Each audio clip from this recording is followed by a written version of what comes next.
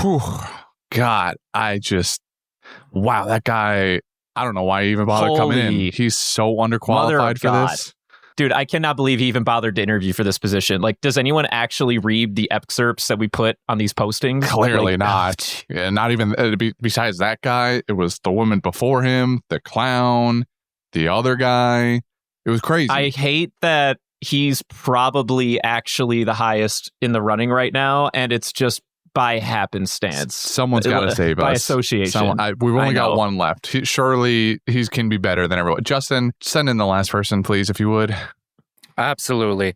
Can the next interviewee please step down? Oh, come on in. Welcome. You can take a seat right there. Okay, right here? Okay. Oh, wow, this is a really comfy seat. Ooh. Yeah, thanks. No, we worked really hard. We made sure to get nothing but the best furnishing for this studio. Does it have a cup holder in the armrest? Wow. Of course. Cup holders are broken. Essentially. This is amazing. Wow. I'm sorry. Anyway, so I'm Thomas. I sometimes go by Derty.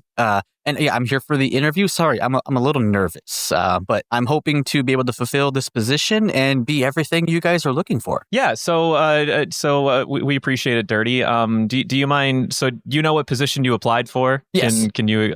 Yeah. So what position was that? Go ahead. I was here to take to interview for the spot of a Brendan. And what brought you to apply for this position today?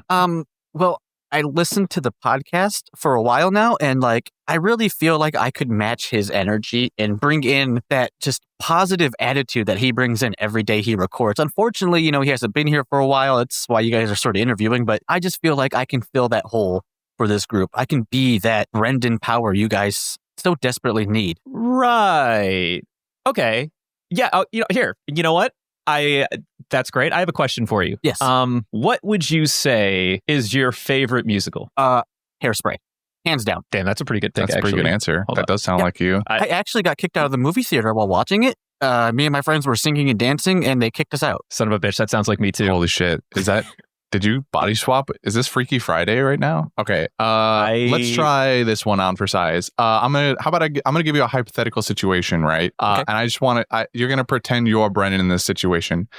I'm laying, in fact, chest open on an operating table, and Justin hands you a chainsaw. What do you do? That is a good question. Now, is the chainsaw on or off?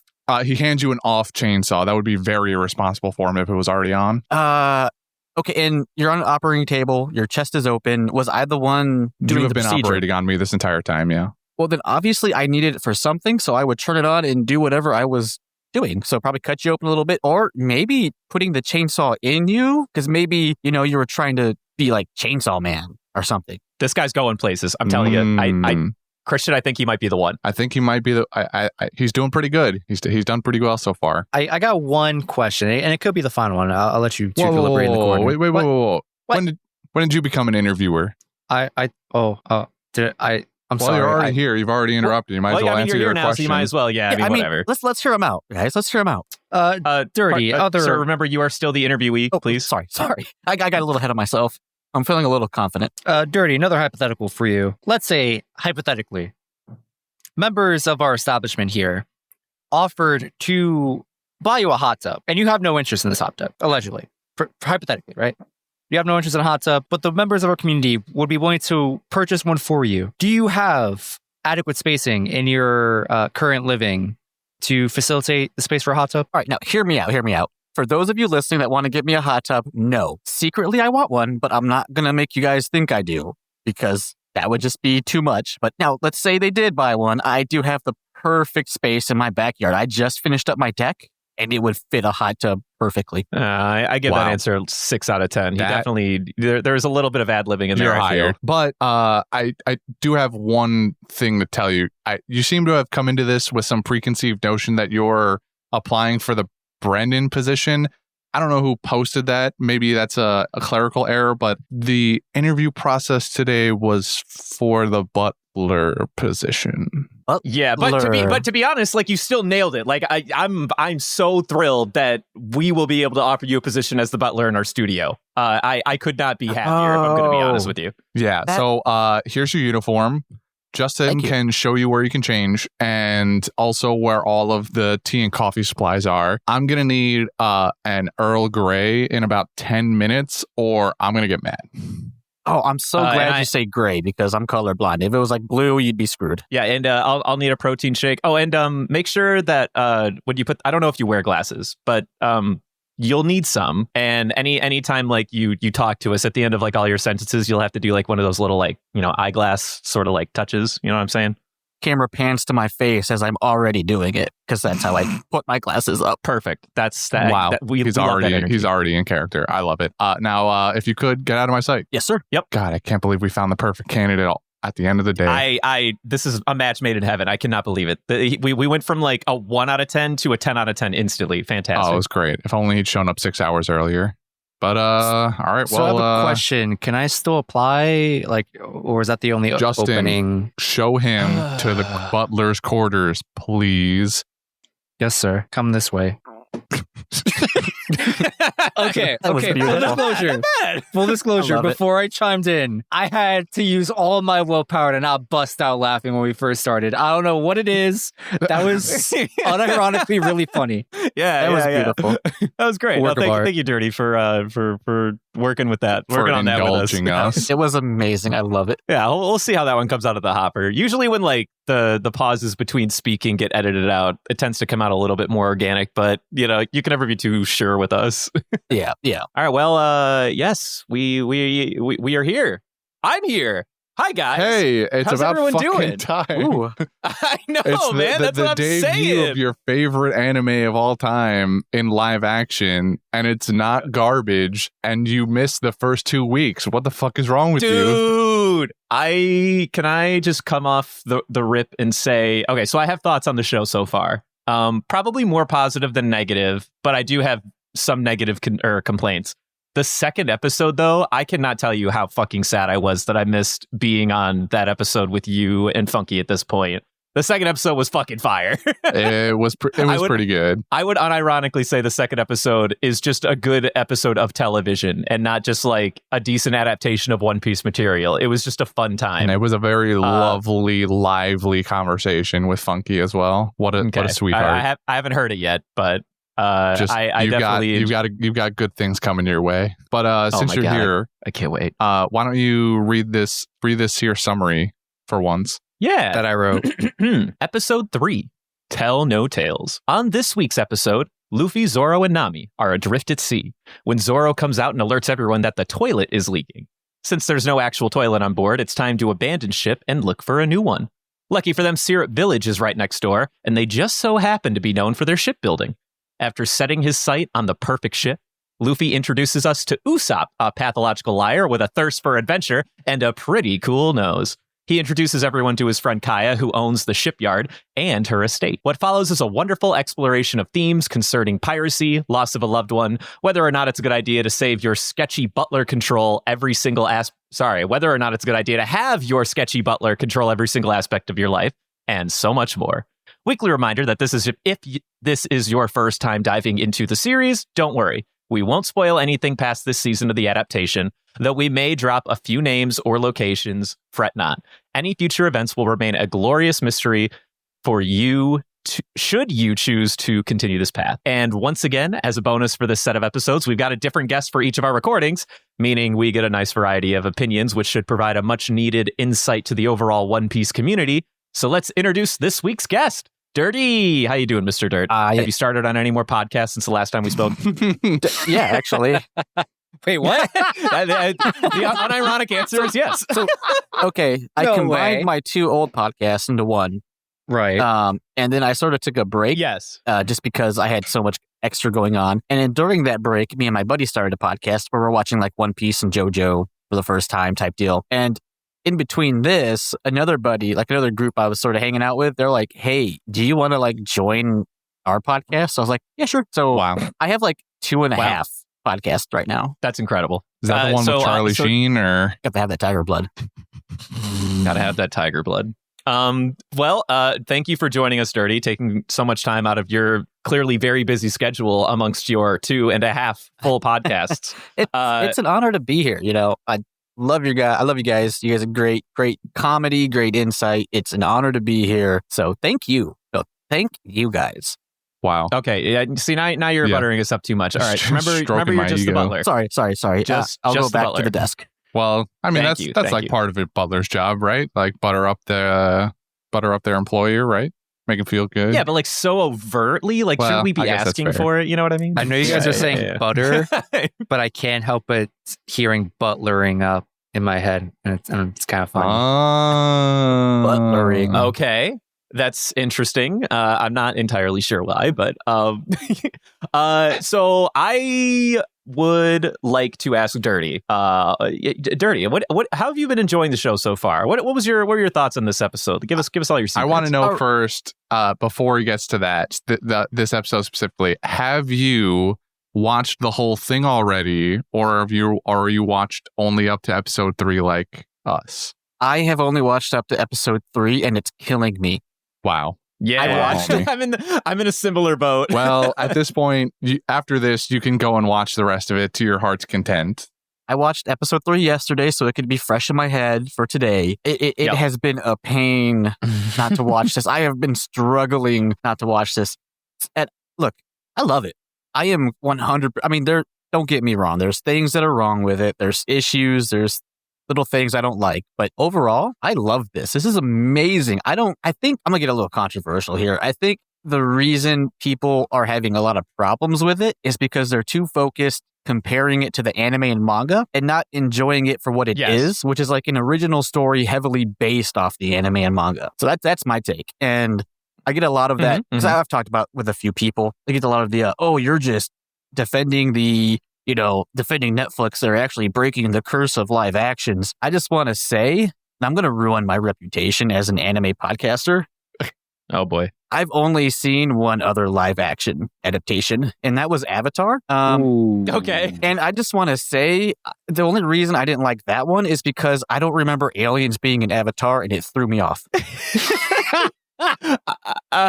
Okay. Well, I understand the bit you just went for. That was a good reach. I enjoy that. I like what you did there. Good. I'm glad you got it. So overall, this is actually my first live action I've actually watched.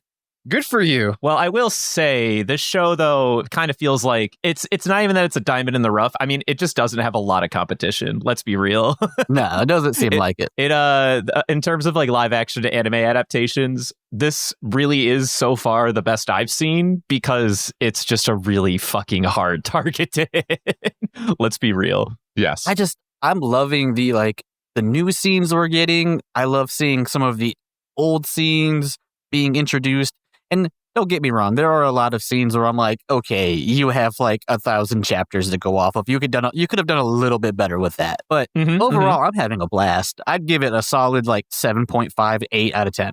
I agree with this take. There's nothing more that needs to be said, guys. We've done it. We've summarized. Podcast over. Good job, guys. There is one thing I want to comment on. The people you called out are me. I am those people. I had a moment.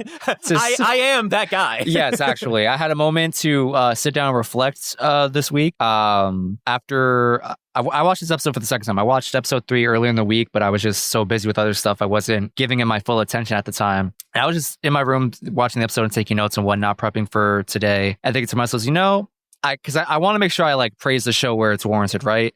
And I was thinking about this episode in particular. I was like, this episode, I only have one real criticism, and I'll get to it later. And then I thought about the rest of the show and from what I've seen so far. And I'm like, anytime I nitpick this show, it's mostly just because I'm a dweeb who just wants One Piece, the manga, in a live action format.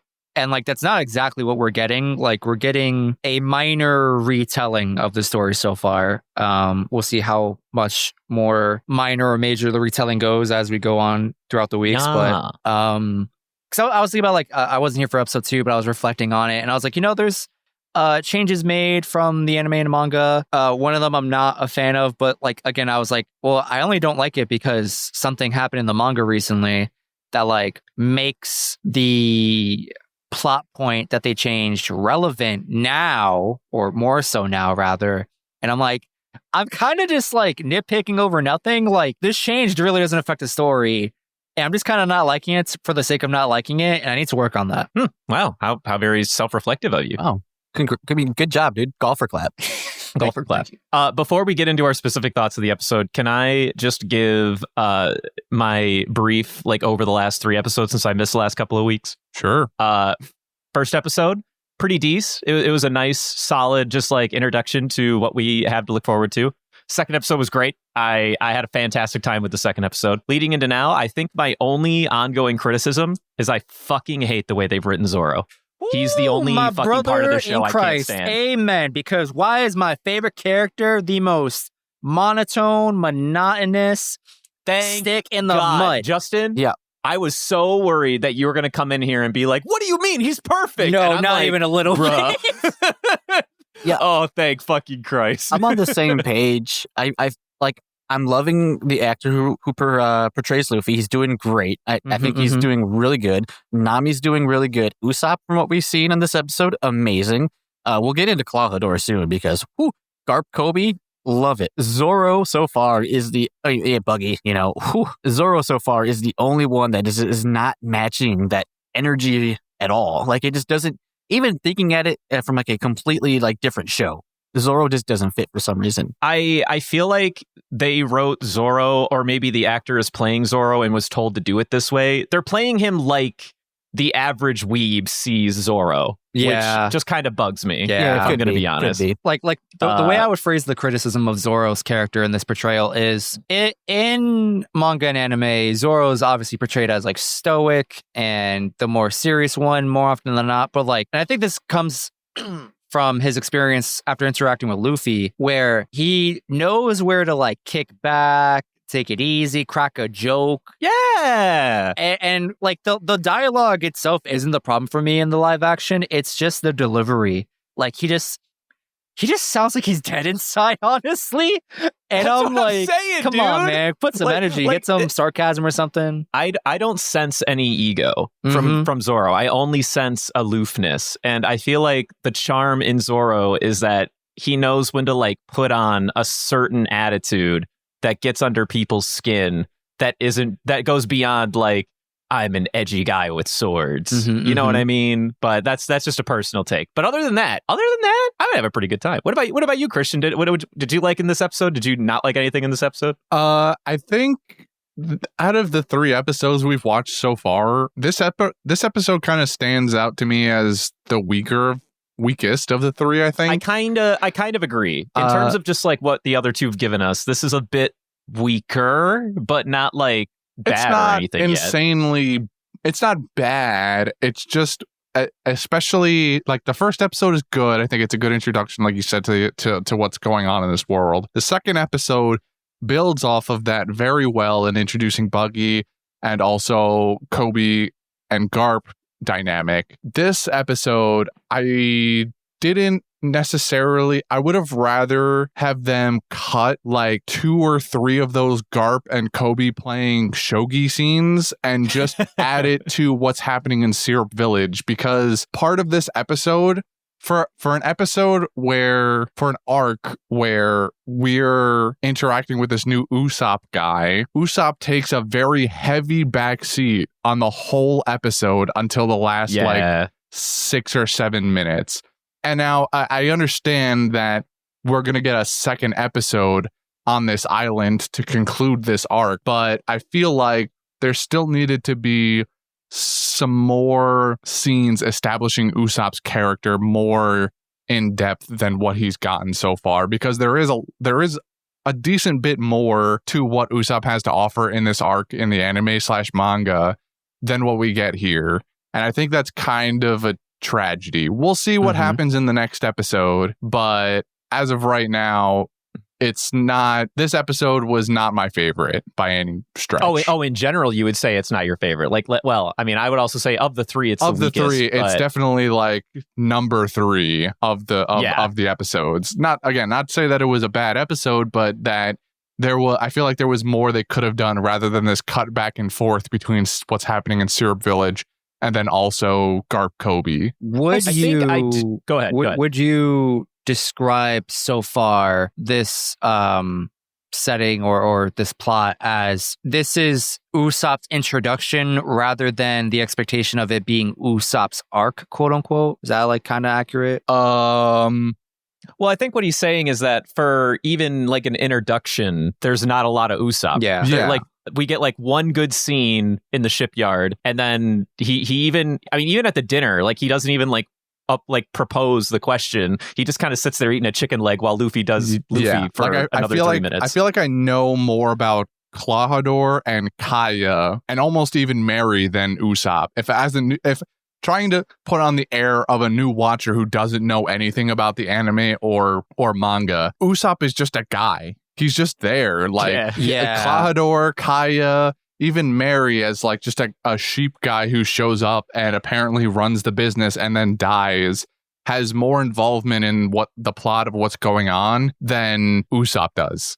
I can kind of see that. Were you going to say something, Derty? I sort of agree and I sort of don't. Like, I definitely agree Usopp didn't have as much limelight as he should have, but at the same time, I think we're doing a lot of like smaller building up scenes with him. I mean, like we had the whole him and Kaya scenes that we didn't get before. That was like hella cute. Let's be real. I do think that was hella cute. And then like the whole just interacting with the guys in the kitchen, like just the bromance starting there. And like, I agree, there definitely should have been more, but like, don't be hating on the Garp Kobe situation because I love my Garp Daddy. I do love Garp Daddy. So this is, I think there's an interesting compromise that they're making here in a situation like this, because I do kind of agree. This particular episode is trying to establish a lot of relationships very quickly, and I don't think it failed. But so by the end of this episode, we get the realization that for whatever reason, Kobe and some goons are going to be on the island to hopefully help Usopp with the Klahadore situation. Spoilers, he was a pirate all along. Kuro, in fact. But they spend a lot of time setting up the Garp Kobe situation. And I guess in my mind, like it would be cooler if like we spent a little less time, like Christian said, on Garp Kobe relationship and more time getting to know Usopp. But I understand since they wanted to use him for the climax, or rather the cliffhanger of this episode, they needed to establish him. And then all of the scenes with Kaya were honestly super great. I find her to be actually a very gravitating character, very short-lived, in a very short-lived amount of time. So they've successfully made meaningful characterizations of important characters. They've just taken a backseat to Usopp, which I don't necessarily think is an unfair choice. I think that was probably for the best if they were going to spread out the duration of this storyline over the course of like an episode and a half or 2 episodes. It was a weird one for me. Like at first it seemed off, but then by the end, I'm just like, okay, you are like the best. I was pretty down for like all the Kaya scenes, to be honest. Yeah, like Kaya was like, hey, I like you. She was just like the nicest person in the world. Yeah. I could see why Usopp's got a thing for her, like hands down. No, they're just best friends, man. Didn't you hear? Sorry, yeah, best friends. But don't you think like maybe she likes him? Like, would you like him? Usopp? What? You're putting me on the spot here. You're asking me if I would like Usopp or not. Is it hot in here, or is it just? is it hot in here, or is it just Usopp? I do want to get one complaint. You guys keep commenting on his nose. His nose is fine. Let me dream, man. Let me imagine there's Usopp nose there, man. He has a normal nose. I know, but I'm trying to imagine he has Pinocchio nose. Very satisfied we did not get Pinocchio nose with Usopp, I think. I think that would have been way too much of a distraction, even in a show like this. Like especially in a show like this. Especially in a show like this. But you know, honestly, I think that that would be my biggest critique, is that this episode was a lot of setup, and I also agree it didn't include a lot of Usopp. But in the same token, I think what they established and what they did accomplish was relatively nice for the other characters. Klahadore, I feel like, is actually pretty cool. I wasn't completely invested in his design when I first saw him on screen. Really? I'm like, ooh, you look interesting. But then, like, I think, like, as the episode played out, I like warmed up to it. I think he almost looked too obviously like anime Kuro. Exactly. You know what I mean? I very much agree. I think that's what I love about it. That was I was like, yo, feeling. that's Kuro. That guy, his face, that's Kuro right there. No, I agree. Like, it is. But, like, I feel like his wanted poster was a little unassuming, because I feel like the wanted poster Kuro was like, wow, you just like look like a really like smooth guy. And then like you see him in, you know, real life live action, and you're like, you look a little too much like a cosplayer to me now. Yep. I think we could have weaned back a little bit on his design. And I didn't hate either of his cronies. The Shim and Sham. Is that who they are? Shim and Sham? Uchi and Sham. Oh, Uchi and Sham. Oh, pardon me. Sorry. I also like the fact that the green-haired cat person is just like... Actually, I like how they're both just like other butlers in the house. I don't know how that happened, but good on you, Kuro, for managing to get your homies a job. Right. Fucking Jesus. I have one question. So let's assume that the live action goes far and wide in their storytelling. You know, they get multiple seasons, maybe go all the way, blah, blah, blah. Do you think, I wish I looked up his name. Do you think Usopp's actor has like a twin brother or like a cousin with an uncanny resemblance to play Kaku down the line? Shut the fuck up. What? Shut the fuck up. All right, can move on. I'm not even going to answer that question. It bothered me so much. Yeah, I'm not even gonna grace. I wasn't even gonna grace it with a response. What a stretch. Hey, get it? I'm just kidding. Quiet you. Sorry. Sorry. I just want to get one thing off my chest, and maybe I'll be called an animal for this. Oh no. I understand that she's sick, but Kaya doesn't look like a young girl. I don't know. It's the way they like shaded Doesn't her. look like a young girl. Kaya's supposed to be, a more or less a child in the show. Like she's Usopp's age, and Usopp's like what, 16 or something like that. I think they're 17. Yeah. Whatever, close enough. Kaya looks like a 30-year-old hospital patient. Bro, she's dying. You think so? She looks. She just looks. I think you're just insulting her at this point. Yeah, I'm she's just dying, right? I understand, but like Kaya in the show doesn't look that sickly. Like she's got maybe a little bit less. Have you seen the bags under her eyes? I She looks very think they went sickly. overboard. I think they went overboard on You it. think so? I think she looks like a 30-year-old crack addict. Ooh. Wow. You know what, Christian? Looks You like a try 30-year-old being on your crack addict. deathbed and tell me how good you look. She's not on her deathbed. She's got a bad cough. I mean, she is. Bro, she's literally dying. She's What been are you on on her about? deathbed for The show- 2 years. Right. It's a slow but that's what I'm burn. saying, dude. It's the slow burn. I think they went a little too hard on the Kaya's sick thing. I think Like, so. here's Yeah. where I'm at. the other actors in this show are all in like their mid-20s, but they are believably the ages they're supposed to be in the show. Maybe minus Nami. Nami looks a lot older than maybe 16. But everybody else generally looks like the age they're supposed to be portraying, except for Kaya. Kaya just looks like she's aged up 15 years from what she's supposed to be. So that's all I'm saying, So, okay. And actually, this isn't a spoiler since this is content that is within the arc. In this arc, we find out that Kaya is sick. And I don't think it was a bit where Klahadore was poisoning her in the original source material.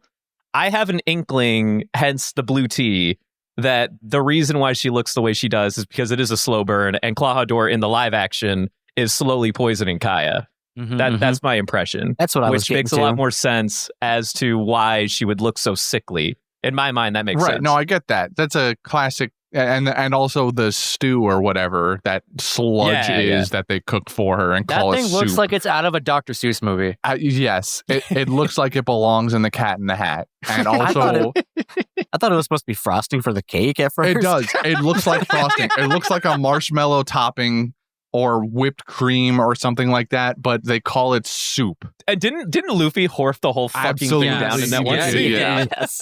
I don't know what's about to happen there. Same. Luffy's gonna have a rumbly tummy or something like that at some point. I really don't know where they're going with this part. I thought it was implied in the anime that Klahadore was slowly poisoning Kaya.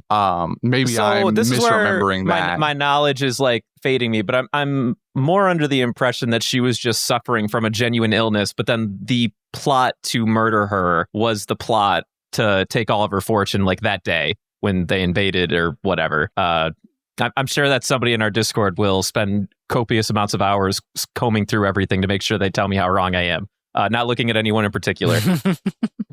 Normally, I would have gone through the anime episode to compare and look at things. I did not get that chance this week, unfortunately. So we will never know. Looks at you, unpaid intern. The two things I did not like from this episode, well, I guess sort of three things. The first thing, this is me being a little nitpicky, is the flag before we meet Usopp. What's wrong with the flag? It was just like the anime. Yeah, but they did it before they met Usopp. Yeah, that's true. Usopp is definitely on the crew at that true. point. I have there's like a special place in my heart for that scene because I have Luffy's flag tattooed on my arm. Ooh. Oh, you do? that's awesome. I do. I didn't know That's that. actually so cute. I loved it so much. And so I'm like, I loved seeing the flag, but at the same time, it's like we missed that whole, that's the only thing so far that I've been like, that's not like the anime. How dare you massacre my favorite scene? Because just because like it is one of my like favorite spots in the show. I think they're still because they still have the shit flag. Like, do they have it with them? No, they don't. They left it on they abandoned. We even get the scene, remember, of Helmeppo running into the office where they're playing shogi still, and he's got the flag. He goes, "We found this aboard a sloop that was left out to sea." Aw, man. So they don't have that anymore. Now the hope is that Usopp will still participate in a revamped version of the scene later, but who knows? I hope so. I'm sure that he'll still be the one to make prototype the is flag. Yeah, that's definitely like a bit of a Luffy. Come on, please. Let me show you how a Slow master down. does it. Oh man, That is a good bit. I like that bit. What was the other thing you were saying you weren't a fan of? The other thing I hated so far, it's the marine hats. Not just the Garp dog hat. Like I didn't care about that. That was fine. The regular marine hats look so fake. And I can't get it past my head to ignore them. So I'm like a little torn on the marine uniforms because, like, on one hand, I think they have the Clawhador problem where they almost look a little too much like cosplay for me to like be immersed in the scene. Yeah. But alternatively, military uniforms should probably be like that. I guess shitty, maybe. I just feel the hats to some degree. could be a little bit better. They're kind of inherently cookie cutter because everyone is made to look and dress the exact same way. So it's just like whenever the Marines pop up, I'm just fixated on the hats and it drives me nuts. As soon as you see like any of these marine uniforms, you're just like, hat. God, your hat fucking blows. Yeah. I hate your hat. I'm on the same page with you guys. Like, I feel like this episode was more or less just sort of a story building upper episode. Yeah. So we didn't get a whole lot, but we got enough. I will say it is interesting to me that Christian would say that he wanted less Garp Kobe time because I was here for Garp and Kobe time. I'm trying to be an objective bystander here. I already said this in previous episodes. I love the two people they've casted for Garp and Kobe. I think they fit the criteria of those characters almost to the T with few exceptions. Right. I just didn't need 3 or 4 scenes of them. Am I even saying the right game? They're playing shogi, right? Yeah, I assume it's shogi equivalent. If not, yeah. Is that what it's called? Because I want to learn how to play it. There is a game called shogi, and I believe that's what it looks like. Now, I don't know if in universe that's what they call it. Like maybe they made their own game or something. I don't know. I might be saying the wrong game, but regardless, whatever game they were playing, I didn't need 3 or 4 scenes of them playing it, man. Like I get that Garp is taking Kobe under his wing because he sees that sparkle in his eye. You get the first scene, Kobe loses, then they go back and do the timer version, they play, then we cut away, we come back, Garp's still getting his ass kicked, we cut away, then we come back, and it's the scene where Helmeppo comes in, and then we're done finally with cutting back and forth between them. Just that second one in the middle there, I didn't need it. Just take that couple of minutes and give it to Usopp. But again, if we needed, because this is the direction they're going, they want Kobe involved somehow. We needed at least a beginning, a middle, and an end to inspiring Kobe enough to take action. But the middle scene was just Garp continuously getting his ass kicked by Kobe. The only thing they did there was, I think, reinforce that's how we got to hunt pirates. We got to speak their language. That was the only new part. But that could have just been added to the beginning of the scene where Helmeppo comes in before Helmeppo walks in the door. There might be some truth to that, but I feel like that's more of a problem with just shuffling things around and not jumping around as much than it is about, I don't know. I was here for the Garp and Kobe time, I guess is all I'm trying to say. Same. If we want to jump into the back and forth stuff, what about the Arlong and buggy stuff that popped up a couple times. Yeah, I don't. Where is this going? So I don't know. No. I kind of like what they're doing here. Okay, so I understand their attitude here. Number one, the way they've written Buggy right now, perfect. I cannot wait until everything goes fucking wrong with this guy. But he still succeeds. Don't forget, it's very key to his character. Anyway, we will stay true to his character. But what they're doing now is, because we know about this Arlong guy, which we won't get into yet since we're not there. I mean, although people who are listening to this have probably seen the whole season at this point, but even if you haven't, we won't get into it. Arlong will become important, and I kind of like this. They're setting up like a piratey hierarchy, which I think in a series like this, where you spend, especially in the East Blue, we're spending so much time like shotgunning new storylines, like back to back to back. You need a bit of a tether to try to ground the audience between like a couple of different plot lines. Otherwise, they're just going to be like, why the fuck did I care about, episode 4 and 5 if none of it's going to fucking matter? You know what I mean? So I sort of like what they're doing here, where they're setting up, like, okay, so there's clearly pirates who are feared and other pirates who are feared by other pirates. And there's almost like a big, pirate food chain, pyramid, whatever. And we don't know anything about this Arlong guy yet. But I like what they're doing. They're integrating other potential characters in a meaningful enough way to where we as an audience are like, okay, yes, we see that this is somewhat of a breathable world. And I can actually appreciate that. I agree. In the anime and manga, you get, like you said, there feels like a large disconnect from island to island, where the islands themselves and the stories that happen there don't ever really affect each other.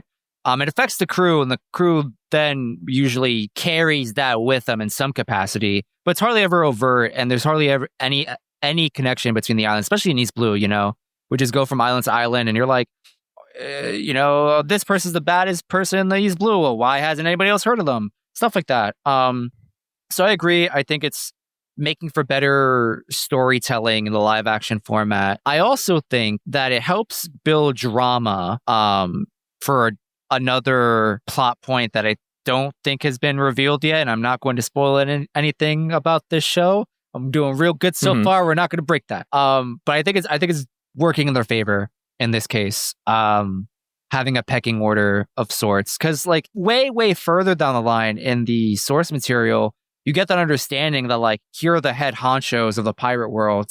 But it only ever talks about like the upper echelon, the top 5 or whatever, right?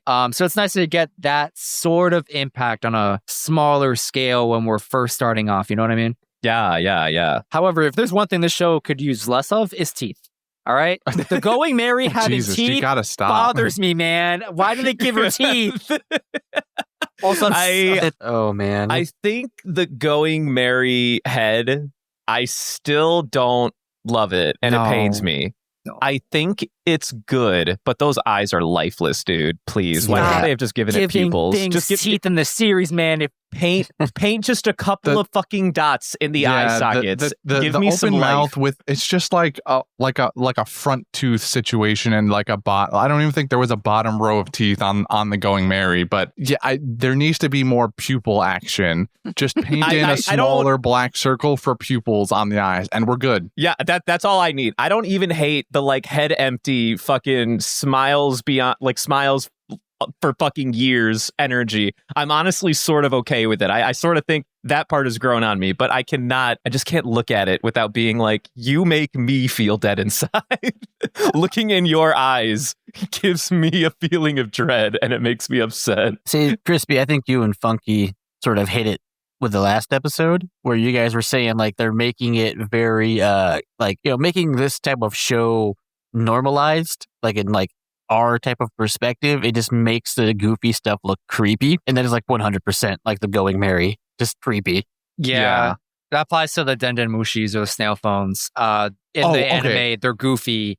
IRL, they are terrifying. I'm so glad you brought up the Denden Mushis again, because this among one other thing that I forgot last episode that we don't need to talk about. I also wanted to talk about last episode with Funky. What did you guys think, because I love them, what did you guys think of snail buds? Oh, I mean, I thought they were great. Yeah, I thought snail buds was a great addition, honestly. Yeah, it's pretty good. It's good. That's not universe. No, and you know what's even better is when the boat was sinking and then like Nami immediately goes to the snail bug. But And because it's salt water, it's all shriveled up. it's like I think they they just count cast that. everybody in this show. I think it's hilarious. I like it. Would you stick a live snail in your ear though? Now to bring it up, I don't love it anymore. I'm gonna have to hit you with a hard It is a no. live snail that you stick in your ear, and it. Hey, little mama, let me whisper in your ear. I thought she put it on like a over ear No. like hearing aid where it goes like behind your ear. there is no It goes ear full attachment. into the canal? It's in your ear, And it probably has teeth. Oh no! and it probably has teeth like the full sized ones. So it's in there. Oh, actually, this is great.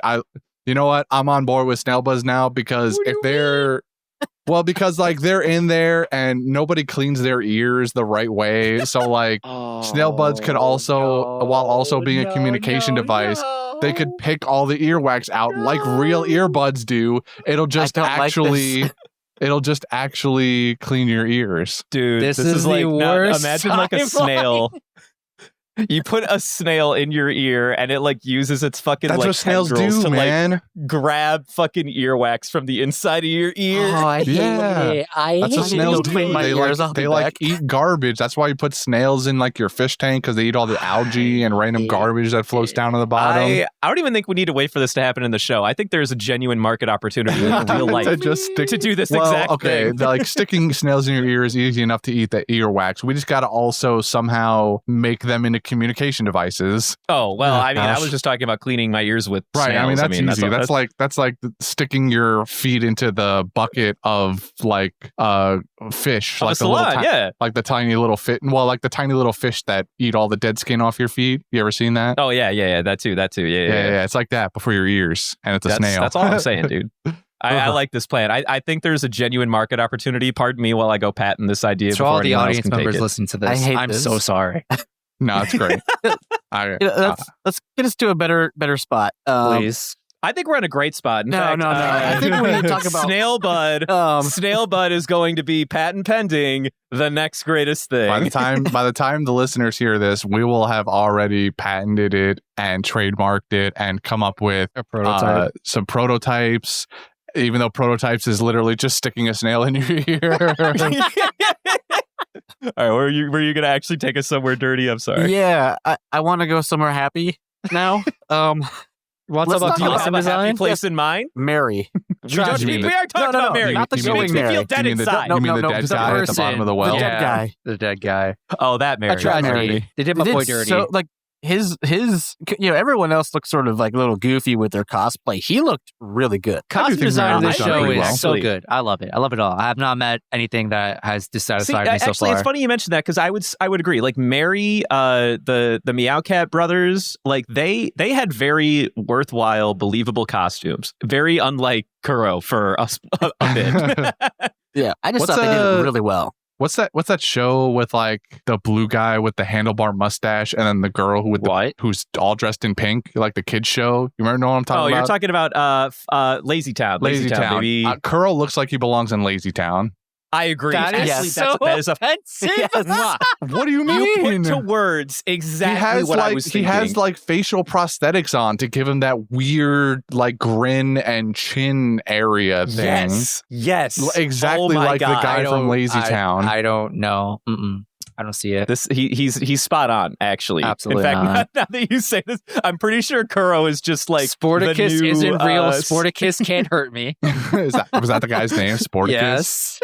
Yeah. It is Sporticus. I don't know what they did to this actor that's playing Kuro, but maybe they had to like age him up more because he's a younger guy. But they gave the couple of extra facial lines, like the nose facial lines down to the mouth area. Like it's so I'm sorry if you actually look like this guy and you're listening to us somehow. But it looks just how shiny he is. It's the shiny part. He just looks so shiny that it looks fake. Mom, can we bring Sporticus home? We already have Sporticus at home, honey. Sporticus at home. That's what I'm saying. Oh man. Okay, I happened upon a picture of the actual guy playing Clahador. He doesn't look anything like that. They put a bunch of prosthetics on his face. I'm firm in my belief that they have done that guy wrong, I think. I think they just went a little too like they nailed it, but like in nailing it, you went like too far. Like it's a real science has gone too far moment for me personally. I think. Sorry, was there anything else you wanted to say about Kuro, Derty, before I cut you off? Oh, I was just talking about Mary because I thought. Oh, right, really we were talking about Mary. Kuro. Yo, pour one out for Mary too, by the way, man. I thought Kuro, like the actor, did a really good job portraying Kuro. I would agree with this. I actually think that even though Kuro doesn't have like a lot of like well-defined scenes to like establish himself as like a primary motivator in the plot progression, the little bit of screen time we get of Kuro is pretty much never wasted, and for the most part moves the plot forward well enough to where we're like, okay, we see where this is all starting to go. Like I had figured at the beginning, like, yeah, those butlers were part of Kuro's crew. But like in the scene in the kitchen, I was questioning like if that was true or not. Because like, dude, he was menacing, and I was just like, I'm a little scared. Dude, that light on my feet fucking joke. I see you. I giggled. And also the first time he did the glasses thing, I was like, dude, as soon as he did the glasses thing, I'm like, you fucking better.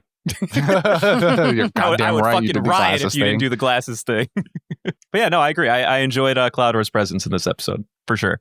I have one quick question. How do you guys feel about the makeup and costume design for our fisherman characters, Kurobi and Arlong? I think they did the best they could. I agree. I think that the only thing they could have done differently is like go CGI a la Pirates of the Caribbean energy, and they probably just did not have the budget for that. I'm not convinced they do that and it goes well, personally. I think Pirates of the Caribbean have fish people down to a T. Like if you can literally just plant Pirates of the Caribbean style fish people in any medium where you have fish people, that's the perfect fish person, in my personal opinion. If you can get what's his face as Barbosa, but like when he's in octopus mode, like that's perfect. Or as Davy Jones. Say either way, like that's his crew, and like what they look like is honestly like the gold standard for what a fish person, especially in like a pirate show or any medium, should look like. Now that being said, they clearly went with prosthetics, which, like most of the things in this show, I think that's for both a bit more of like a campiness to it, which I can respect, and also because of just cost savings in general. Do I love them? No, I'll be honest. I mean, I'm working to like them, to be perfectly honest with you. But they're not terrible. They're good. They do what they need to do. They accomplish what they need to accomplish. But when I saw my man, not Arlong, talk for the first time, I'm like, dude, I can't. You're not even moving the mouth.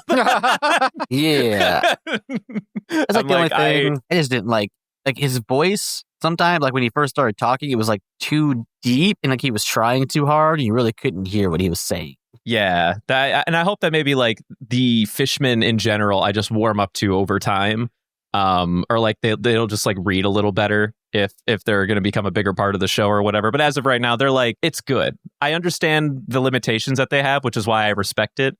But does it hold a candle to something like Pirates of the Caribbean?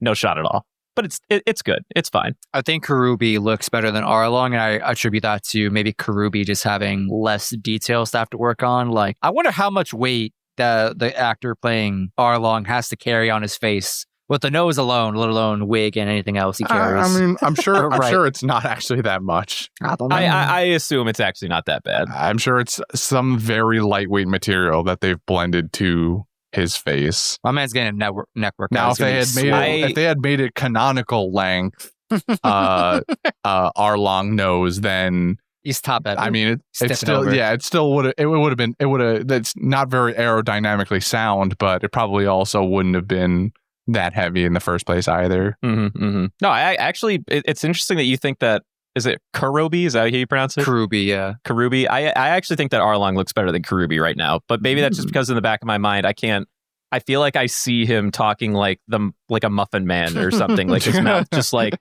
you know what I mean? Like opening, but not talking.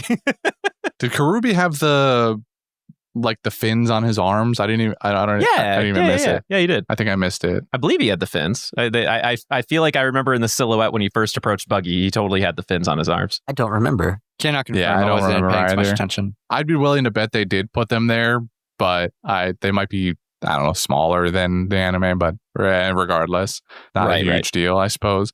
How do we feel about the vegetable kids getting cut from Syrup Village? I don't mind it. As far as we can tell. I don't think I mind. I am a little saddened because it doesn't. I will say, like, one point that really can't be reinforced with Usopp's storyline that we would otherwise be getting is his personal, like, idea that he sees himself, or like he wants to see himself as a captain. Like, one of his ongoing gags is like, I'm Captain Usopp, I'm Captain this, I'm Captain that. You don't really get a good opportunity to reinforce that bit without having him be the leadership of something to like help like boost his own ego or whatever until he like joins the crew or whatever. And I do think that there's a little bit of detraction there, but honestly, like the kids really only like the purpose that the kids served was just to be like, hey, we believe you, Usopp, we'll help. And then like they help with Kaya for a little bit, which I'm pretty sure like the vast majority of that shit they're also nixing because another certain character isn't here for this arc so far. Yeah, I feel the same way. Like, I don't hate that they're not here. Like, it doesn't bother me much. I say, like you were saying, they just really play a role to boost Usopp's ego, and they're sort of unnecessary. So I enjoyed them in the anime, but like, it just, I mean, I just, where would you put them in the show? Like, it just doesn't, they wouldn't fit in this show, I think, properly.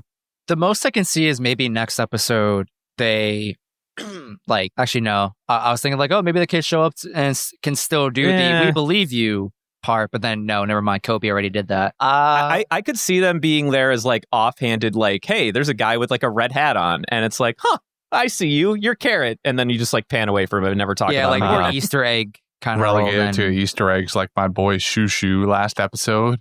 Dude, hey, justice for Shoo Shoo. Speaking of Easter eggs, did you see them? I swear to God, you can't lie to me. Panda Man. No, he wasn't there. You can't lie. They had You can't the lie to panda, me. though.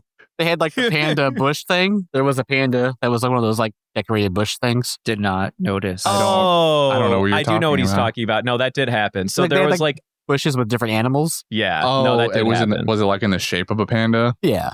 Oh, nah, that doesn't count. I was just fucking. I saw it. I had to write it down. What if every single episode had at least one panda Oh my god, reference? I'd be so upset because I haven't seen any of them.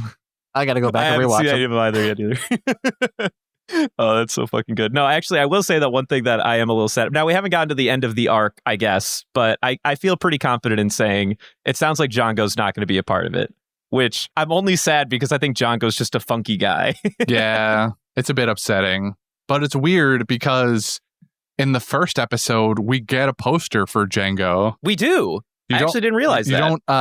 You don't get a whole poster, but as part of like the first time they see a bounty board, Django's is hidden. You don't get a picture of him, but his name is clearly there. It's also they dropped the D. It's Django, but without the D, it's Jango. So like I'm he's pretty sure it was known always that. I'm pretty sure he's Django in the anime. Django's a movie, right? Django Unchained, yeah. I'm pretty sure That it's is in fact a Django film. in the anime short too, but I could be wrong. I want to say it's Django in the anime, but regardless, maybe it's like a he localization exists. Viz Media thing. He exists in the live action world. He's just for some reason not on Kuro's crew. Maybe we have yet to see that. He could pop up next episode. That is like part of something that could happen, I guess. But It would be very interesting to include him now, I guess I would say. I mean, there's still time. well, for sure. I don't want to delve into what could be the same from the anime necessarily. But like you're remembering the part I'm kind of referring to where like other characters can pop up. So there's a vehicle they could use to have other characters get introduced from Kuro's crew, but I have a feeling they're not going to use it just based on the way this episode went. So I think I agree. Yeah. Because we're running up on an hour here already. Yes. Do we have any final things to talk about? Any burning topics that we want to go through? I mean, I'm going to quote the shit out of it, but I loved the scene between Kaya and Nami. Same. This I agree. is on the list of reasons why I found Kaya to be very endearing. I liked all of her scenes. Kaya and Nami scene, mwah. Fantastic. While I agree that it's nice and expanding Kaya's character, I appreciate these scenes way more for embodying more of the Nami character. Finally, I agree. I think it was in service to the character with actual staying power, but I appreciated that they could utilize a side character for this purpose, and I gravitate to that. Mm-hmm. I really enjoyed the sort of slice of life moments we got on these. Like this episode, like it was really nice seeing all the just interactions and the like just happy moments. You've seen that Usopp Kaya relationship, and that's like cute and adorable. You see the start of the bromance between Luffy and Usopp, and that was great. Nami sort of having a little more human in her in these episodes, and like it's seeing her change from like I hate pirates to like wanting to join the crew. You're seeing it sort of in a different light with this than the anime. Like people are sort of changing her mind in different ways, which I think is nice. She also started off with, I hate rich people in this show. And I respect that. I too hate rich people. I too would eat Don't the we all? bourgeoisie, Nami. Like a banger line was, the rich don't stay rich by giving stuff away. Banger line. Love Nami for that in this episode. Not the first time that line's been said, but very true. Don't necessarily love the propaganda for the bourgeoisie happening in this episode, but I'll look past it. It's okay. What, that they're people you too don't like and have humanizing feelings? people with money? No comment. How dare you humanize my billionaire class? Fuck you. Facts. I almost thank you for asking this question because I almost glossed over it. I think in this episode in particular, Iñaki has been like doing a really good job at personifying like Luffy-isms. Like he's just something about this episode gave Luffy's character and all his quirks to like it gave him room to breathe. The eating, just like him walking on the table being Luffy. Like I really appreciated that. Yeah, he definitely had some good times to shine in this episode, and it was really nice. Like I said, I really think that the character portraying Luffy is doing an amazing job capturing the Luffy we can't really see in the anime and manga. I think he's a little bit more grandiose, like larger than life than our Luffy is, but I don't think that's necessarily a bad thing. I as long as he's still as gravitating and like fun as what we get out of the manga on average. Like, okay, the scene where Luffy's like on the table talking about like, we need this ship and we're going to treat it like a member of our family. Okay, so that's a speech that Luffy would give. Is that the way he would give it? I don't know necessarily. I think he would just be like, hey, we really want a ship and you have like a really nice ship. Can we have it? We're going to take really fucking good care of it. I promise. You know what I mean? Whereas this was more like he feels a little bit more of like, I'm an adventurer in this, which I'm here for on average. I think it plays to the role we need Luffy to be as a primary protagonist well enough. Yeah. I can agree with that. That's it for me. Anybody else got anything? Derty, do you have any final closing thoughts before we move on a little bit here? Mm-hmm. No, I mean, I'm really enjoying this so far. I'm excited to not to like rush my time out of here, but like I am so excited to watch the other episodes. I've been waiting because I wanted everything to be like nice and fresh for this. So, but no, we appreciate you. I have been loving it. I think they've done a great job so far. I am excited to see this, and I hope they do more. Honestly. All right. Well, with that being said, who wants to start us off with some more quotes? Can I go first with quotes? You sure can. Can I go first? With enthusiasm thanks, like dude. that, how could I say no? We got the Usopp bit where he's like, and I was standing on top of goldfish shit, dude.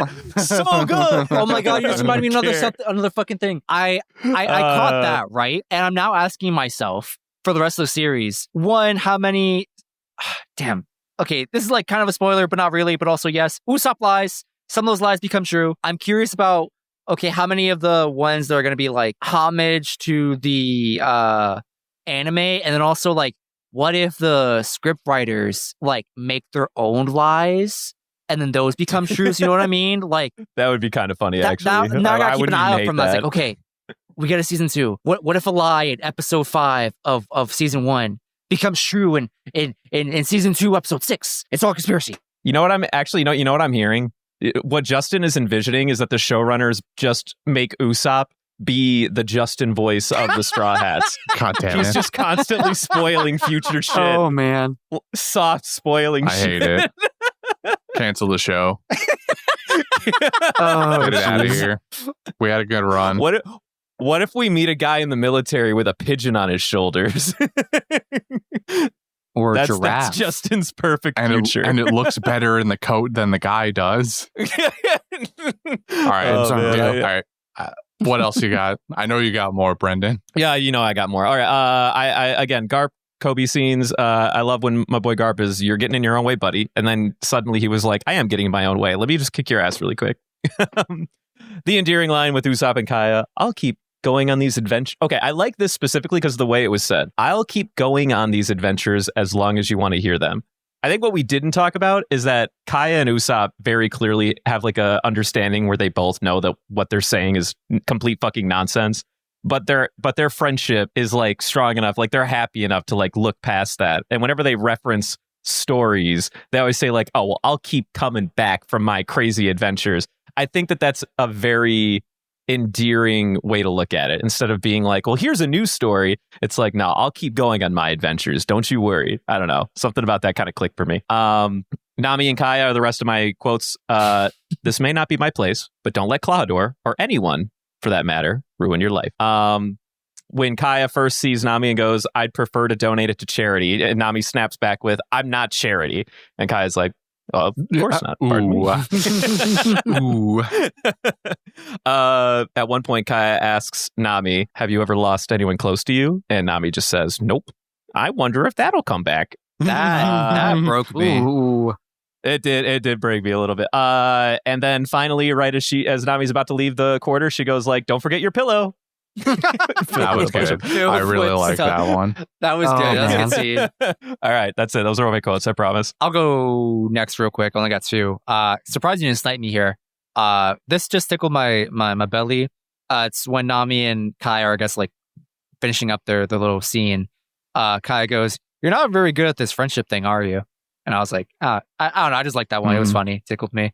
But my real favorite one is from Usopp. She's gorgeous and she's super smart. She has the best laugh.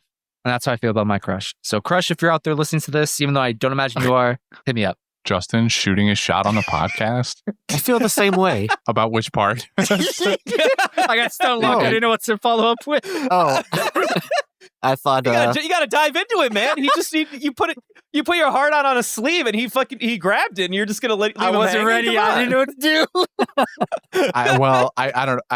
This can be interpreted in multiple ways. Is Derty confessing his crush on for Justin? Is he saying that he also enjoys the quote? Is he hoping that his crush somewhere out in the world, even though he's married, so I guess his wife is listening to this? J-Law, if you're listening to this one's to you. I'm just kidding. making a joke. his hall pass, if they're listening to this, ring, I wasn't Just, ready for a response. I got on the mic and I walked away. I wasn't expecting follow up. This is what would happen if his crush actually answered him. Literally. I was biting I on didn't his- think I'd get this his, far. Seriously. He threw it out there. I was throwing it back. Nice. I appreciate you. Love it. What else you got? I That's think it for Justin's me. done. Yeah. So, Derty, why don't you give us your quotes? All right. So my first quote sort of got sniped in the intro, but it's in the beginning where Zoro comes out of the ship like, Nami, I think the toilet's busted. And Nami's like, we don't have a toilet. That cracked me up. I was really concerned about her running to the location of the flood in the ship. And just thinking about Zoro called that a toilet 5 seconds ago. You think he used it? Like I'm just looking at the floorboard and I'm like, I don't think you want to touch whatever's in there right now. I don't know. I don't think he just came out of that. I don't know. It seems sus. That's what I'm saying. All right, what else, Derty? Then I had when they were talking about like getting the ship, Nami's like, pitch that to a salesman. I'm sure it'll, win them over. And Luffy's just like, exactly. Glad you agree. And then I had Garp talking with Kobe, and he's like, look, our experiences don't define us. It's what we gain from those that matters. Like, that was dope. Dirty. That was dope. Garp wisdom's going strong. Yeah, for real. Off early in this show for sure. And then my last one, which is a little gag quote, when Usopp's like, oh yeah, they're sailors. Luffy's like, nope, not sailors. We're pirates. Just pulling that Luffy energy. The collective shame in that table, just like Zoro sinking into his hand after he's like, well, everybody was just like the reactions after he said that. Like, it was just like, oh man. I mean, that was good though. I'm glad that we got that energy right out the gate. That was a good scene. I have but one quote. I guess it's more like a series of quotes, but when they're in the gigantic walk-in closet and Nami is trying on things to wear, it's towards the end of the scene. I guess it's not necessarily, but either way, she comes out like the second or third time and wearing some dress, and she goes, all right, boys, how do I look? And Luffy goes, you still look like Nami. And then Zoro also chimes in and goes, I told you I'm wearing black. and Nami just goes, I hate you guys. I literally hate the both of you. It was so good. That was such a great scene. It was such a great That was a good scene. And then eventually Nami throws some like gold jacket or shirt at Zoro, and Zoro goes, actually, this is pretty good. He still wears a black coat. He still wears a black coat over it later, but I kind of wanted to see what it looked like. I guess it was just a gold shirt, but he literally just gives such an unenthusiastic nice. And I'm like, come on, man, give me a little gusto with it, please. I just want him to give me any expression ever, please, at this point. Like I feel like this is going to be the Zoro we're going to get for the remainder of the season. When they come around next season, assuming they get it, which it sounds like they're gonna. I'm convinced that they're waiting for a certain moment that'll come in probably like 2 or 3 episodes from now. I hope turn his character. I think you might be right. There's hope, but I'm not going to hold my breath just yet. If I'm honest, we'll see. Yeah. Fingers crossed. So with that being said, we have a very important award to give out. And I'm going to be honest, the first 2 episodes, I had very easy people that I wanted to give it to, but I don't know who I want to give the golden ham to this episode. I want to give it to either Clawhador or Kaya, and probably swinging mostly Kaya at this point. I don't know. 90% of the Kaya scenes I enjoyed, which is probably what's swaying my opinion. I might be a little biased here. I am definitely biased, and I'm going to swing it to Nami because I just enjoyed her lines. And she's down for burning down the bourgeoisie. She did her scene in the walkway closet. She had a cute scene with Kaya. She steals from fucking anybody, dude. Like, she's not specifically for down with the bourgeoisie. Listen. What happened last week is not here nor there, all right? We're talking about the here and now, Christian. All right? What I'm saying right now is Nami has my vote for golden ham. Okay. Dirty, what do you got? I walked in on this, I walked in here being 50-50 between Clawhador and Garp. Now I'm like 50-50 between Clawhador, Garp, and Kaya. That's math. Oh, I've swayed him a little. Like, the math doesn't check out, but that's okay. We just continue. Go ahead. Yeah, girl math. God damn you. Okay. Thanks, Rain. Areen. Oh, did somebody feed you that line? Good. Yeah. So, I mean, spoiler for the people. We have a slightly small live audience for this recording, and he's reading the live chat right now. It just showed up on my thing. But yeah, like Kaya, talking about Kaya, I realized how much I did enjoy her. In the beginning, I was a little thrown off by her appearance and all that. But as it went on and we started getting more of her, I did like her more. Like, talking about it, it's like, oh yeah, okay, she's up in the running. So I'm like a 3-way tie. I could go either of those 3. Yeah, I gotta be honest. Like I said, I didn't know who I really wanted to give this award to. I'm like slightly biased in that I want to give it to Luffy every episode up till now, just because he's doing such a fantastic job playing Luffy. But he is my honorable mention. I don't think Clawhador was like that impressive in this episode. I'm sure we'll get more of it in the next episode. There'll be a more compelling argument. Not that I'm trying to let that influence me. I just don't really think Klahadore was like incredibly impressive this episode. If anything, I would also give it to Kaya just because she kind of exudes the most enjoyable energy in the entire episode as opposed to just about any of the rest of them. Nami, I guess, is kind of a close second, but I'm more just with Nami these episodes. Like I said before, I'm just kind of relieved that they're giving her actual depth now. Yes, 100%. More so than enjoying what she actually did. Like, it's nice that they did it, but I'm more like, finally they did it. So I guess if I had to put a definitive vote to it, I would say Kaya. Woo! We did it. We gave it to Kaya. We gave it to the sickly 35-year-old. Oh, man. Don't even put Kaya down there. Just say sickly 35-year-old. 30-year-old crack addict. No, don't actually put fucking Kaya. You fucking no. Listen, you can't feed him a bit and then tell him don't double down on it. Come on. That's kind of fair. No, you're not wrong. Oh my God, I'm just now seeing that Buggy won Golden Ham last week. Thank fucking Christ. I would have rioted. I would have rioted Funky if Buggy did not win a Golden Ham. Was very close to voting for Shanks.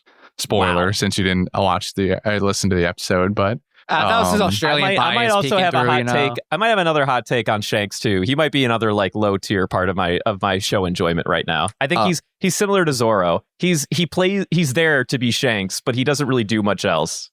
So like Shanks, kind of, yeah. So he's playing the perfect Shanks, is what I'm hearing. No, he has done his job to the T.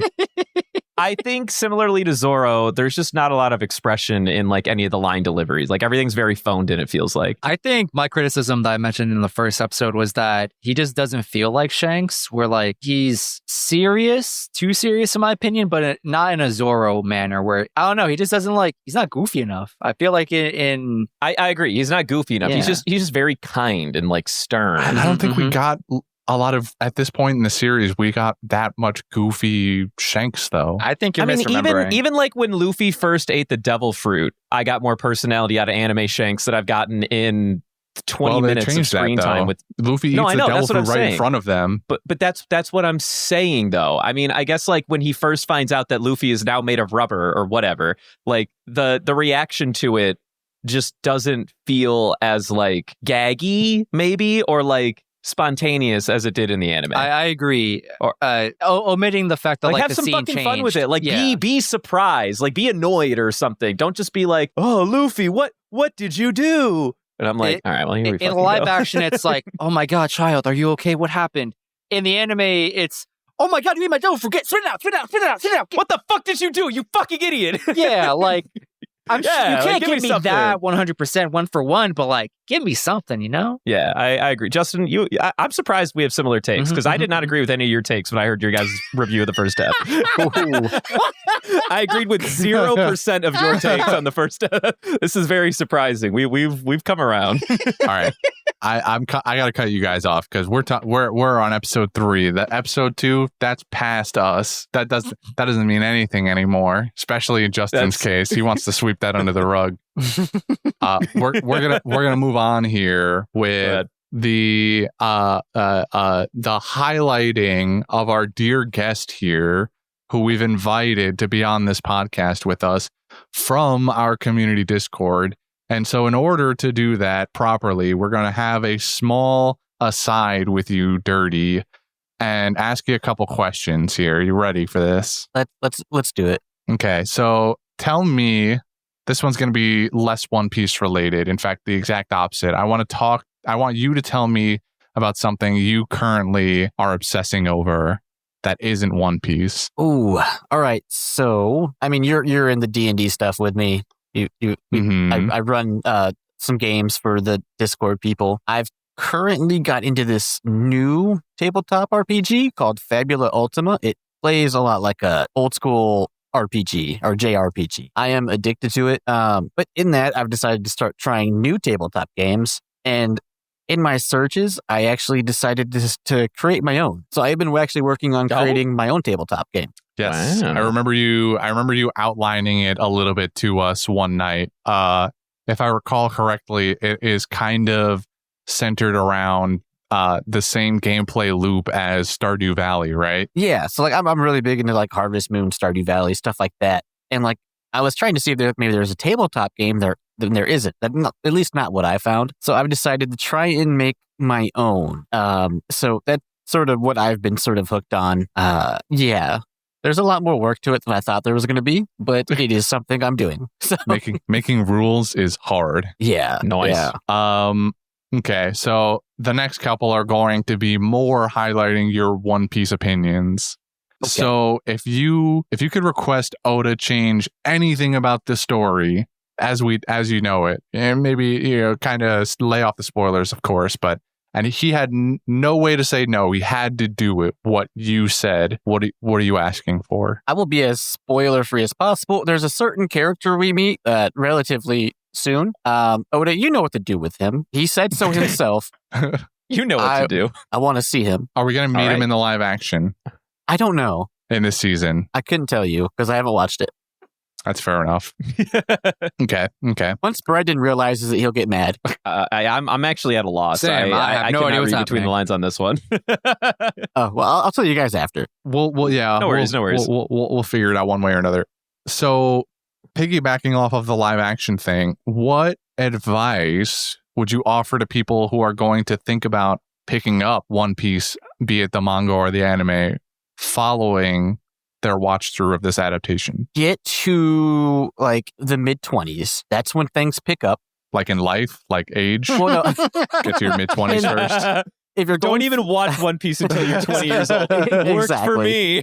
Yeah, it's worked out okay for me. I understand more jokes. if you're going to start watching, just bear it till you get to like the 20s in the episodes of the anime. That's when things start picking up. And then, just take your time. It is a big commitment. Don't take too much time, but take your time. Wise words. Finally, we spoke at length about the adaptation of Shanks in this live action. And I just got to know, is Shanks an awful, horrible, scum of the earth bad person for indoctrinating children to this life of pirate crime? Okay, but before I answer, I do want to say, on my podcast, my buddy, he's watching One Piece for the first time. He's not like spoiler free or anything, but his current opinion is that Shanks is creating an army of devil fruit users because like everyone we've met so far knows Shanks and most of them have like devil fruit or something. So he's under some weird impression that Shanks is creating a army of devil fruit users. That guy might know more than he's letting on then. Right? He might know more than Oda at this point. That your friend might be Oda for all we know. Right. He might, he actually might be. I couldn't. That's a true he might be Oda moment. I've never seen them both in the same place. So Scary to think about, isn't it? to answer the question though, like, come on, we're in a world of pirates. He may be like pushing them a little bit, but I don't think he's like making them or anything. I mean, like if I grew up with a Shanks in my life, I'd probably be a pirate too, just because he looks so cool. I don't know. That looking cool though. That wig says otherwise. We got to get past the wigs. Oh man, I don't know if I can do that. The same way you can't get past the marine hats. I don't know if I can get past some of these wigs, man. And some of those wigs are so bad. And even one that I thought wasn't a wig turned out to be a wig too, which I guess means that it's good wig, but still. Are we talking about Kobe? Because I was certain that Kobe's is a wig. No, I was certain that Zoro had just dyed his hair green, but I didn't fact check him. But Funky told me last week that the actor dyed the sides of his hair green and then has like a green wig on top. That kind of makes sense That's good because I've to seen know. that dude with hair in real life, and he's got like a I don't know what you call that style, but it's like I don't know how to describe it. It's long hair for sure, long black hair. All right, well, thank you for indulging in my questions. They were very astute answers, and I appreciate you for answering them. You're welcome. I don't know what astute means, but you're welcome. It means you're beautiful. Oh, well, yeah, awesome. there you go. So at this junction, we would just like to thank our lovely patrons on Patreon, our 2 producers for this month, Twiggo and Jober, everybody. Woo! Twiggo Jober. Twiggo and Jober. Thank you. Thank you. You make this whole production possible. Exclusively you. Nobody else. I'm just kidding. Ooh, that is not how you treat the rest of them. Don't listen to Brendan. I like how you called that the rest of them. Well, you didn't even acknowledge them. You didn't even acknowledge them. I don't want to hear shit from you. You didn't call them patrons either. You just sat there did. in your fucking high horse. I said patrons, and then I referred to Twiggo and Jober as our producers, you fuck. All right, whatever. You didn't even acknowledge that there were others besides them. Anyway, we're going to move on to a segment that nobody ever forgets about, and we do every single episode, the grab bag. Why'd you say it like that? I don't know. I just felt like doing something different, like you every week you go like grab bag, you do that whole stutter thing. That part was fire. It was the part where you were like, the part we don't forget. I mean, that's like the silent part, because we always do the grab bag, just like how I always show up to every episode. It's confusing to me that you would be like, and we always do the grab bag. It just seems like an option. It's a weird emphasis to suddenly put on, Well, I'm just saying, like, sometimes it goes under the radar that we do it every single time, and I just I want to reinforce the idea that every single week we do the lovely grab bag, and everyone looks forward to it, and everyone who participates in it has a fantastic time doing it. Right. Okay, I get it. Understood. So every week, right? Every week. We've never missed a single week. Week. Okay. Not one. Not a one. Haven't missed a single. All right, so Derty, since you're our guest of honor, how about you reach your hand in the bag and tell us what we're going to be doing this evening? Yeah, sure. I'll just go ahead in. Congratulations. Don't actually stick your head in, though. Oh, he put his whole head in there like he's bobbing for apples. He did that. Yep, he did that. It sounds like he's got something. Maybe like pull the bag away so he can come out. Oh, sounds like candy. Hey, I found something. Okay, why does it taste like milk in there? Ooh. Long story. Let me see. Oh, so this brick says, "Who's that Pokemon?" Who's that we Pokemon? Love Who's that Pokemon. Can you tell us who are we? Who's that Pokemoning? Yeah, it should be written on there somewhere too. It says Butler. Oh, that's you. Classic. So we're doing a Who's That Pokemon for you. I didn't realize we were going to be. Oh shoot! I didn't read the assignment correctly. I skimmed the instructions. She also skimmed the milk. Ooh, I do be skimming the milk. You can't gag at the milk bit and then double down on it. Who are you? Who are you to be telling me what I can and can't do, huh? This is America. One of those lactose intolerant people that still eats cheese. I'm not lactose intolerant. I'm just. All right, so we're going to be Who's That Pokemon in Kuro. So I also still didn't read the assignment. I made him a gym leader. I didn't make him a Pokemon. Did I do the assignment incorrectly? That's like... Devin flip-flops on the rules every week, every time. We just kind of decide every now and then which version of that we're going to go with. I think, though, most consistently the last couple times we've done this, we've just turned the person into a Pokemon. Okay, I still have an answer for that. I'm just a little sadder about it. Same. Because I worked a little hard finding some of these guys. I want to hear what Derty has to say first about this, though.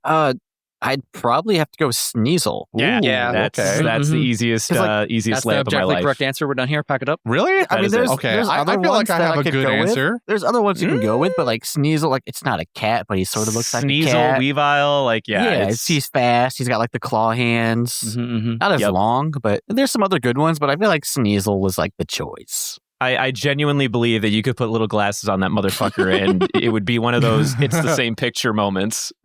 If you guys have fan art people on here, I think we should have that happen.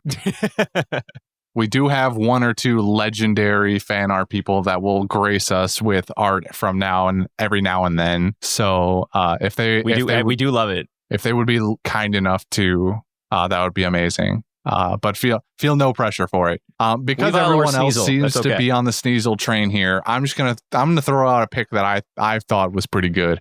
I think Scyther fits very well here also. I'm on the Scyther train too. I think that's also correct. I think it's the same energy. He's got the blade hand. He's obviously Scyther is an insect and not a cat-ish thing like Sneasel is. But I feel like the same criteria are applied here. He's got blade hands. He's super quick. That's it. There's really no other defining Kuro features, to be honest with you. Those are kind of like the main selling points. That was like my first thought, but like Scyther was one of my favorite Pokemon. I was just sort of like, he sort of fits it, he sort of don't. So I had to like actually look around a little bit. So I was like, I just feel like there was a better. Scyther would be on his team if he was a gym leader, but he would be like the opener. You know what I mean? Where you're like, oh, so clearly I'm fighting a grass type gym leader, and then you realize that their theme is Blade. So fitting in the same category, unless Justin has something different that he wants to talk about, I'll let him go first. Honorable mentions to Persian, which is the less popular evolution of Meowth. And you know what? Umbreon's not a cat, but he's got Kuro energy. You know what I'm saying? I'm a little surprised that no one said Umbreon yet. I actually left them off my list because I thought it would be like the second most common choice. I did not think of Umbreon at all. Oh wow, that's interesting. The aesthetic, just a little bit. I very much focused in on blade hands and quick rather than cat. So I still think can I go next? Sure, go. I do think that Weavile or Sneasel is like the number one pick here. My only number two would be Bisharp. Yeah. Which is the only blade-handed shadow steel type. And even though it's not very cat-like, it like works, right? I that agree. Is a good choice. That's what I was going to bring up too. Yeah, that would be my only other like secondary there. Also, I feel like a better cat would have been Leopard, if I'm going to be honest, or Galarian Meowth, since it's a steel Meowth. They made him steel. Oh yeah, he's a steel type in the Galarian Meowth, but he's like a really funky trash panda boy. He's just too really doesn't fit. Yeah, he does not fit the Kuro energy. He just so happens to be a steel type cat. Can you tell me the name of that Pokemon you mentioned, Brendan? I'm not familiar with this one. Leopard? Bisharp. Oh, yeah. Or Bisharp or Bisharp. Bisharp. If you look at images of Bisharp, I think you'll understand. Yeah. Yeah. It's cool looking Pokemon. Blade hands, shadow plus steel type. The only falling factor or detriment rather. I don't know why I said falling factor here. There I go making shit up again. The only detriment to his character, I think, is the fact that it's not a cat thing. But yeah, it's okay. All right. Well, I think we've Pokemoned Kuro enough. We've done it. We've Pokemoned the Kuro man. Woohoo! Well, that's it. We did it. We did the whole thing. I'm so glad we did it. Derty, thank you for being here. Thanks for having me. It was a blast. We look very much forward to you serving us milk and ciggies in the near future. Oh, anytime. You just call. Just any. We know. We've got Here's you my on number. Put it on speed dial, and I'll just keep my phone on 24/7. I don't need sleep. Before your spirit is entirely broken by working for us and seeing how awfully this machine runs, do you want to tell, I know you kind of mentioned them already periodically throughout the episode, but do you want to highlight your projects once more, aka the other 2.5 podcasts you're doing, and or anything else that you may be up to? I will promote one of my podcasts. If you like anime, JoJo and the OP. Me and my buddy sort of were watching through JoJo's Bizarre Adventure in One Piece. We are currently taking a break. We just watched some Dead Man Wonderland, and we're getting ready to start Chainsaw Man. So if you like anime stuff, check that out. And I sometimes try to stream on Twitch. Derty Kaz, DERTYQAZ. I don't do it too often, but I'm trying to. And that's all I got. All right. Very nice. Brendan, would you care to end the show with our social plugs? Yes. If you like what you heard, continue to listen to us. You can follow us on Spotify. You can also send us questions at pandasightings@gmail.com. You can talk to us at our Discord. There should be somewhere within our link tree on Spotify or whatever audio-based platforms you're listening to us on, some kind of server invitation where you can join us in our Discord, hang out with us, chat. If you would really like to support us, we also have a Patreon under Panda Sightings. And we really appreciate it. Thank you for listening. I will obligatory, also not whatever what they always say. Make one other addition to that. Feel free to write reviews for us if you're on like an Apple. I don't know if any other platform really does that. Rate us 5 stars because, I was personally okay with the 4.9 rating meme, but now we've fallen to a 4.8 on Spotify. And Wait, that'll no, I fly think we with went, me, bro. I think we went back up. I hope so. But anyway, rate us 5 stars, write a haven't review. checked I like recently. Googling us every couple weeks to see if anyone writes a new review. We get one like once a year. It's nice. I like it. It's cool. Yeah. I should do that. Thanks for listening, everybody. We appreciate it. Now, if you don't mind me, I'm going to force my butler to sit in weird clothing and then hand me a bunch of tea for the next 3 hours. Count me in. He's never No been more hesitation. excited. He's never been more happy in his entire life. I'm peak right now, and I'm at the peak. It's all downhill from here. Yikes. Okay, love you. Bye. I don't think All right, thank you for I don't listening. think I ever want to be somebody's peak. If I'm somebody, if anything I'm involved in is somebody's peak, then there's got to be problems. That's why I go to therapy. Bye. Bye. Do I stop recording? Yes. Do I start recording?